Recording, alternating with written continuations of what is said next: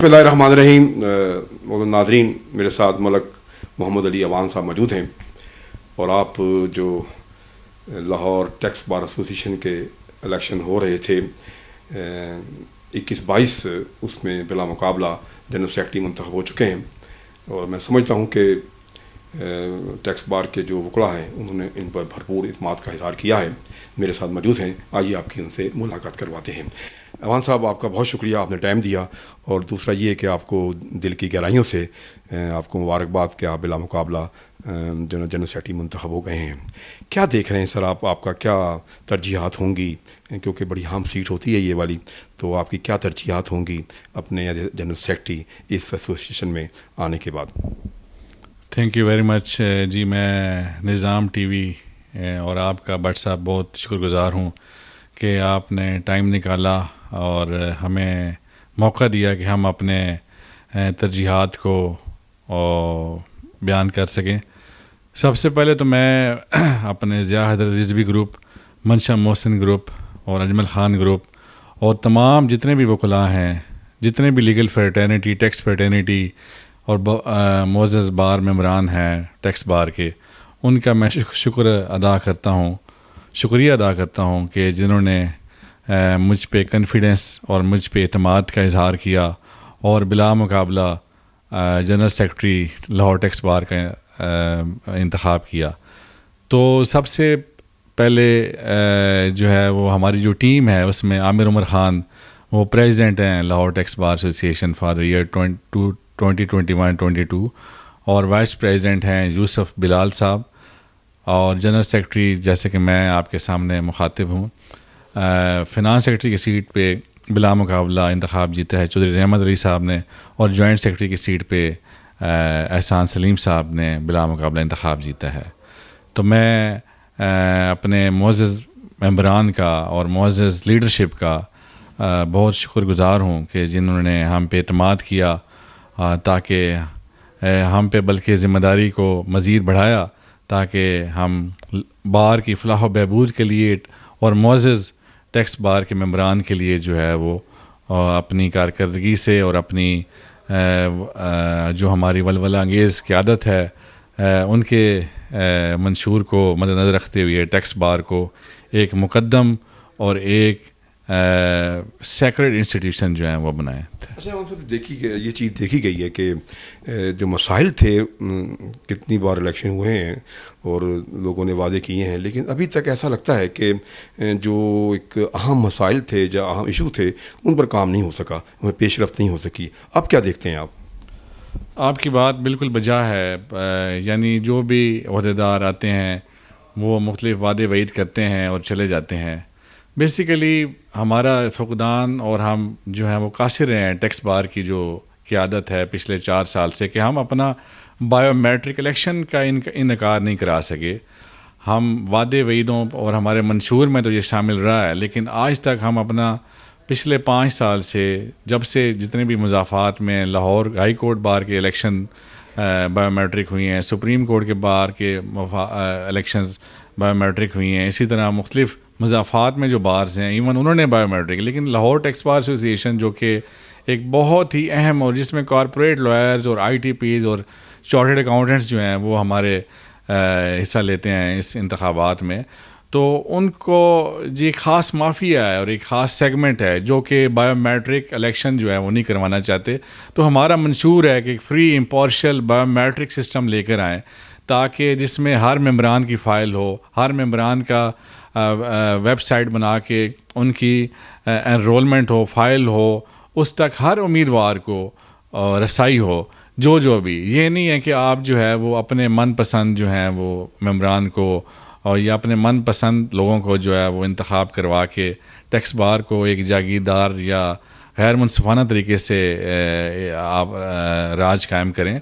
तो हमारा पहले ही जो है इम्पार्शलिटी और स्मूथ ट्रांजिशन ऑफ इलेक्शन जो है या स्मूथ ट्रांजिशन ऑफ पावर जो है वो हमारा पहला इक़दाम होगा, और हम इंशाअल्लाह ताला आइंदा इंतखाबात जो हैं वो बायोमेट्रिक करवाएंगे ताकि एक शफाफियत हो, एक निज़ाम में जो है वो انصاف والا اور منصفانہ انتخابات ہوں.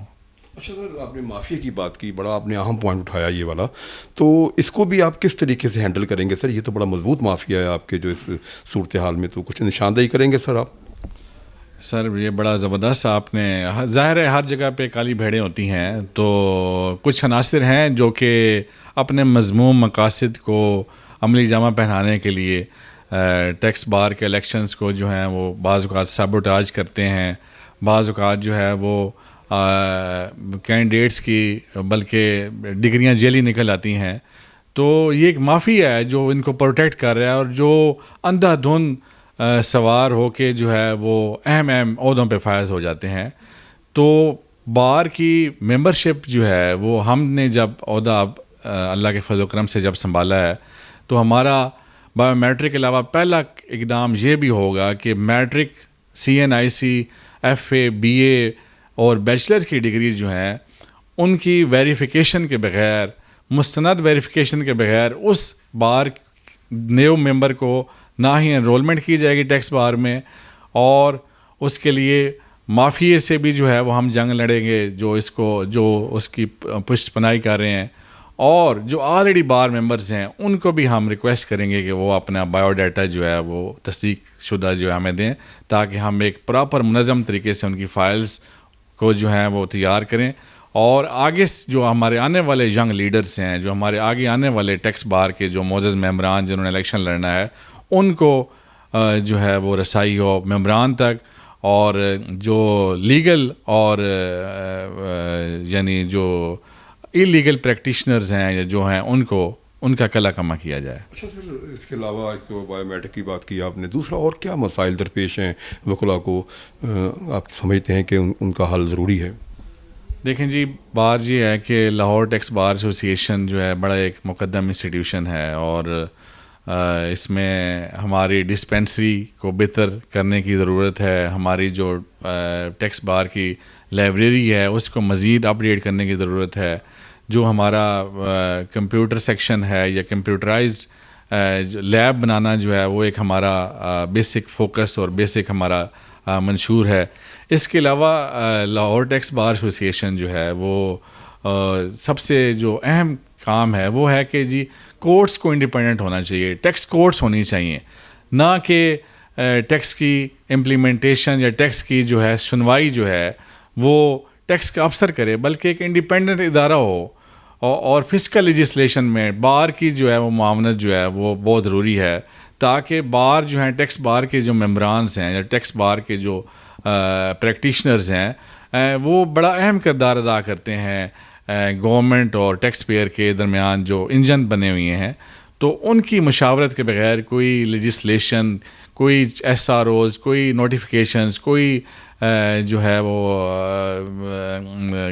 گزٹ وغیرہ میں جو چھپتے ہیں نوٹیفیکیشن، ان کی مشاورت جو ہے وہ ان کا بھی احترام کرنا چاہیے. اچھا چیز اور سر کہ تاثر یہ ہے کہ یہاں کرپشن بہت زیادہ ہے، اور جو ٹیکس کا معاملہ ہے اس میں جو ہے وکلاء جو ہے وہ جو فیئر کردار ہے وہ ادا نہیں کرتے. اسے کیسے دیکھتے ہیں آپ؟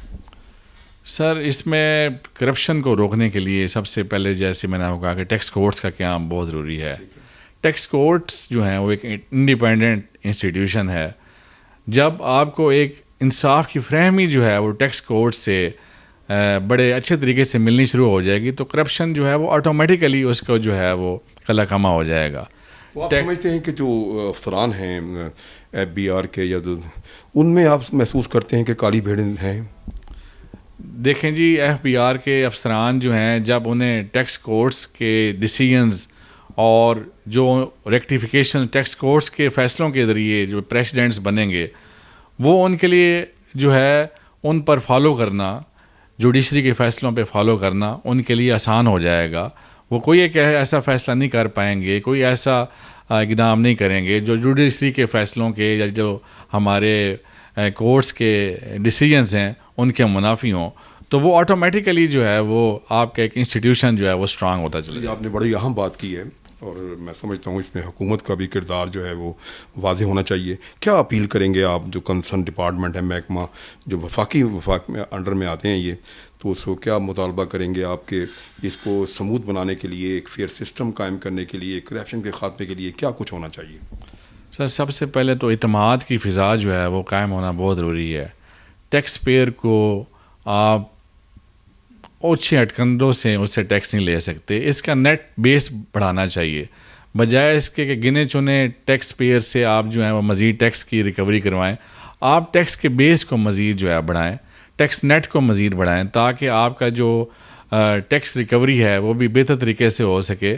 اور آپ ٹیکس کی ایفیشنسی میں ایک جو ٹیکس کے افسران ہیں, اور میری حکومت سے یہ گزارش ہے کہ ٹیکس کے ایسے افسران کو لائیں جو ان کو ٹیکس کی سوجھ بوجھ ہو, جنہیں لا پہ اور اکاؤنٹس پہ عبور حاصل ہو, نہ کہ کوئی ایسا شخص جو کہ FBR میں افسر ہو جسے اکاؤنٹس اور لا کا پتہ نہ ہو اور وہ ہمارا جو ہے وہ فیصلہ کرنے بیٹھ جائے. پہلے تو 8-10 سال جو ہے وہ اسے اس پہ لگ جاتے ہیں کہ جی یہ انوائرمنٹ کیا ہے.